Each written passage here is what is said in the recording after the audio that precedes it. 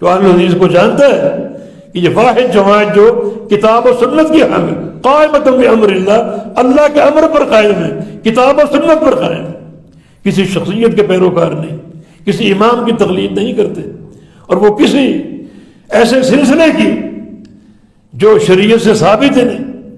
المحند والمفند، اس کتاب کا آغاز کہاں سے ہوتا ہے؟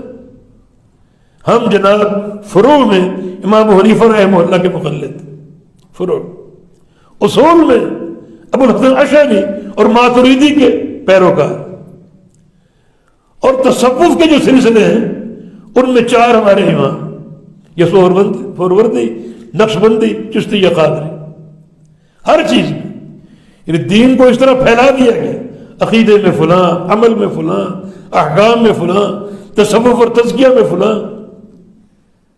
یہ فرقہ بندی۔ ہم اہل الحدیث عقیدہ ہو، اصول ہو، فروع ہو، تزکیہ ہو، ان سارے امور میں محمدی ہیں صلی اللہ علیہ وسلم، محمدی۔ یہ فرقہ ہو سکتا ہے جو کتاب و سنت کا حامل ہو، اس کو اللہ کے نبی الجماعہ فرمایا، وہ فرقہ نہیں ہو سکتا۔ تو اہل الحدیث کو فرقہ کہنے والے یا فرقہ کا معنی نہیں جانتے، اور یا پھر اہل الحدیث کو نہیں جانتے، ان کے عقیدے کو نہیں سمجھتے۔ ہم سارے امور میں دلیل کے پیروکار ہیں، اور دلیل ہم جانتے ہیں کتاب اللہ اور سنت رسول اللہ کا نام۔ یہ پہلی علامت کن لوگوں پر فٹ ہو رہی؟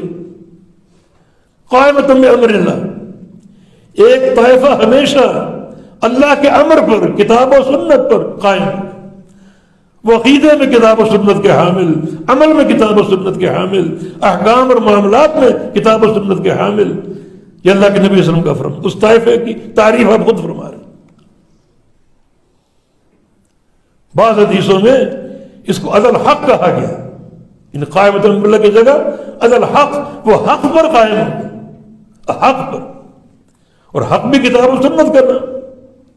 یستنبئونک احق ہو قل ای وربی انہ لحق۔ اگر کتاب و سنت حق نہیں ہے، قرآن و حدیث حق نہیں ہے، تو حق کہاں ہے پھر؟ کس کھڈے میں پڑا ہوا؟ اگر قرآن و حدیث حق نہیں، فرمایا کہ ایک طائفہ حق پر قائم رہے گا، تو کتاب و سنت پر قائم رہنا اگر یہ حق نہیں ہے تو حق کہاں ہے پھر؟ کہاں ملے گا؟ اگر اللہ کی وحی حق نہیں ہے، فرمایا کہ فاستمسک بالذی اوحی الیک انک علی صراط مستقیم وانہ لذکر لک ولقومک وسوف تسألون۔ جو آپ کی طرف وحی کی جا رہی ہے اسے تھام لو، یقیناً یہی صراط مستقیم، یہ حق ہے، صراط مستقیم۔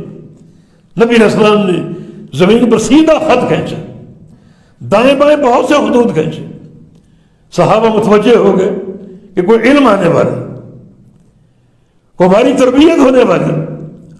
پھر آپ نے سیدھے خط پر اپنی انگلی رکھی کہ وہ تنکا رکھا، فرمایا کہ وَأَنَّ هَذَا صِرَاطِ مُسْتَقِيمًا، یہ هَذَا صِرَاطُ اللَّهِ مُسْتَقِيمًا، یہ اللہ کا سیدھا راستہ جس پر میں ہوں، میں چل رہا ہوں۔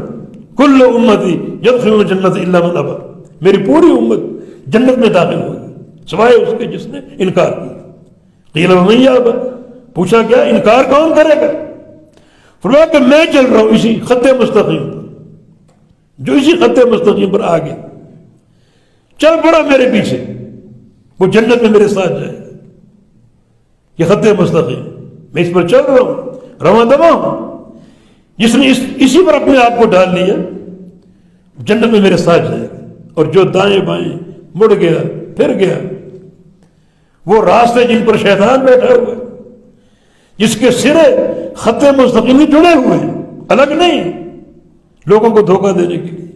لَأَقْعُدَنَّ لَهُمْ صِرَاطَكَ الْمُسْتَقِيمَ، شیطان نے کہا کہ میں صراط مستقیم پر بیٹھوں گا تیرے بندوں کو ورگلانے کے لیے، اس سے دور نہیں ہونا۔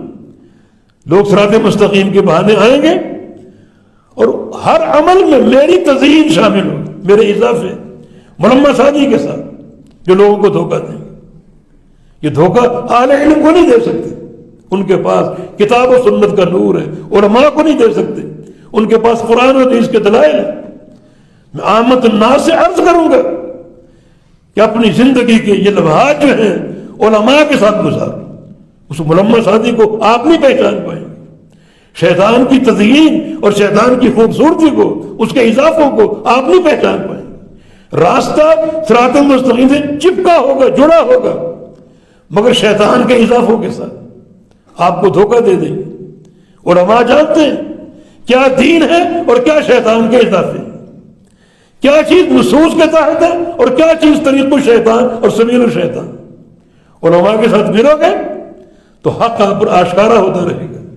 حسن بصری کا قول ہے الفتنہ اذا اقبل عرفہ کل عالم واذا ادبر عرفہ کل جاہل. جب بھی فتنہ آئے گا جو کہ شیطان کی سازش ہوتا ہے، اس کو علماء فوراً جان جائیں گے. جہلا نہیں پہچانیں گے، جہلا اس کو ملمس آدمی سمجھیں گے اور خوبصورت راستہ قرار دیں گے، مگر علماء پہچان لیں گے اس کو. علماء پہچان لیں گے. علماء کے مقام کو جانو. یہ بھی آپ کا ایک نقطہ ہے کہ ایک سازش کے تحت علماء سے لوگوں کو دور کرنے کی کوشش کی جا رہی ہے. اس میں جھوٹ ہو سچ ہو کوئی تمیز نہیں. حتیٰ کہ یہاں تک جھوٹ بولا گیا جب دجال آئے گا تو اس کے حلقے میں سب سے تیزی کے ساتھ دو گروہ داخل ہوں گے، ایک عورتیں، دوسرا علماء.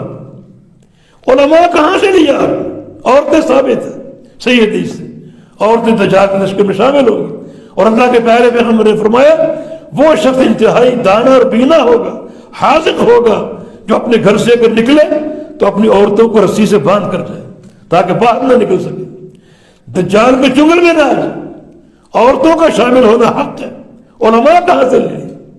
یہ تو پیارے پیغمبر علیہ السلام پر ایک تناقض کا الزام جو اللہ کے پیغمبر علماء کی شان بیان کر رہے ہیں. العلماء ورثۃ الانبیاء، یہ انبیاء کے وارث ہیں.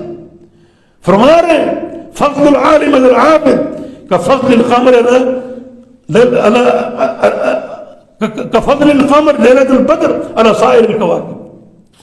یہ ایک عالم کی فضیلت اور فوقیت ایک عابد پر کتنی ہے جیسے 14ویں کے چاند کی تمام ستاروں پر. جس نبی کی زبان سے علماء کی شان میں یہ باتیں بیان ہوں، وہ نبی یہ کہہ سکتا ہے کہ علماء ہی دجال کے حلقے میں شامل ہوں. تو اللہ کے نبی کی طرف تناقض کی نسبت ہے. جھوٹ بولا گیا، کوئی روایت ایسی نہیں.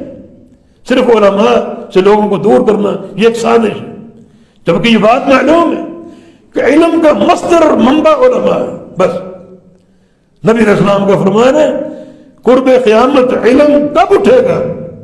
جب علماء اٹھ جائیں. باقی سب کچھ ہوگا. یا آپ کے کیمرے ہوں گے، آپ کی لائبریریاں ہوں گی، آپ کی ڈسکیں اور سب کچھ ہوگا، علم نہیں ہوگا. کتابیں ہوں گی، یوٹیوب اور جو کچھ یہ پروگرام آپ لے کر پھرتے ہیں سب کچھ ہوگا، علم نہیں ہوگا. کیونکہ علم کا مصدر علماء.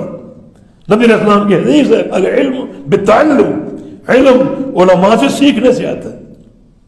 یہ ایک سازش، یہ تو خود ان کی کوئی غلط فہمی ہے یا کسی کا اعلی کار ہے. ایک سازش کے تحت لوگوں کو علماء سے دور کرنا. تو بات تھوڑی سی پھیل گئی. اصل بات یہ بیان ہو رہی ہے کہ اس جو طائفہ ہے اس طائفہ کی علامتیں کیا ہیں؟ وہ حق پر قائم ہوں گے، حق کو سمجھنے والے ہوں گے، کتاب و سنت پر قائم ہوں گے، یہ اس کی علامت. اور دوسرا ظاہرین، ظاہر ہوں گے. ظاہر ہوں گے. ظاہر کا ایک معنی غلبہ، غالب ہوں گے. هو الذی ارسل رسولہ بالہدی ودین الحق لیظہرہ علی الدین کلہ، تاکہ اس دین کو تمام دینوں پر غالب کر دے. یہ غلبہ تلوار کا غلبہ نہیں، حجت کا غلبہ. کوئی طاقت ان کی دلیل کو توڑ نہیں سکے. امام شافعی کا قول ہے من طلب الحدیث فقد قویت حجتہ. جو حدیث کا طالب ہوتا ہے اس کی حجت، اس کی دلیل سب سے زیادہ قوی ہوتی. امیر عمر فرمایا کرتے تھے یہ اہل الرائے تمہارے پاس آئیں گے اور قرآن پڑھ پڑھ کے تم پر حجت قائم کریں گے اپنی مرضی کی تفسیریں کر کے.